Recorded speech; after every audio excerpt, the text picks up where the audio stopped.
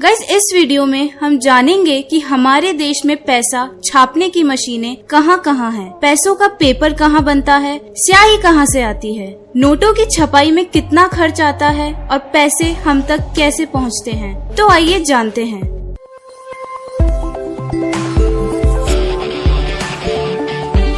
Guys, हमारे देश में 4 प्रिंटिंग प्रेस है जहां नोट छापे जाते हैं। ये प्रेस एमपी के देवास, मैसूर, नासिक और पश्चिम बंगाल के सालबोनी में है। देवास में 10, 50 और 500 रुपए के नोट छापे जाते हैं। नासिक में 20 रुपए के नोट छापे जाते हैं। मैसूर में 2000 रुपए के नोट छापे जाते हैं और सालबोनी में 2000 और 500 रुपए के नए नोट छापे जाते हैं। दोस्तों, इसके अलावा हमारे देश में 1 पेपर मिल, 4 बैंक नोट प्रेस और 4 टकसाल मिल है। ये टकसाल मिल 4 शहरों में है, मुंबई, हैदराबाद, कोलकाता और नोएडा।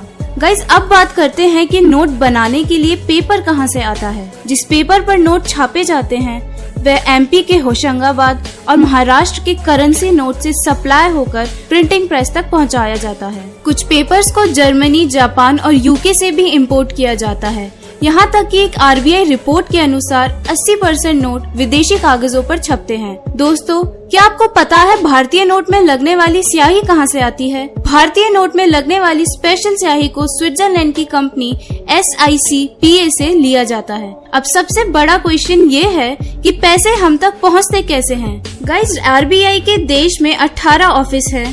ये ऑफिस अहमदाबाद, चंडीगढ़, बैंगलोर, बेलापुर, चेन्नई, भोपाल, जयपुर, हैदराबाद, कोलकाता, गुवाहाटी, कानपुर, जम्मू, नागपुर, मुंबई, पटना, तिरुवनंतपुरम, भुवनेश्वर और लखनऊ में है।